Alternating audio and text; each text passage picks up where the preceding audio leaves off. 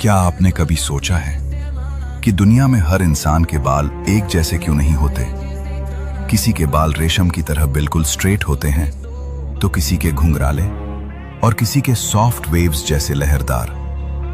यह कोई इत्तेफाक नहीं है, बल्कि प्रकृति का एक अद्भुत रहस्य है जो हमारे शरीर के अंदर गहराई से छिपा है। देखिए, हमारे बालों का प्रकार डिपेंड करता है हमारी स्किन के अंदर मौजूद टाइनी स्ट्रक्चर्स पर, जिन्हें हेयर फॉलिकल्स कहा जाता है। ये फॉलिकल्स छोटी छोटी नलिकाएं होती हैं जहां से हर एक बाल जन्म लेता है।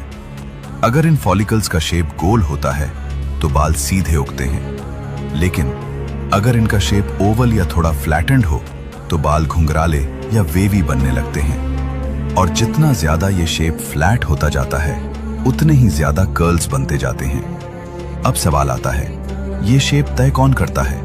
इसका जवाब है जेनेटिक्स, यानी आपके माता पिता। आपके बालों का टाइप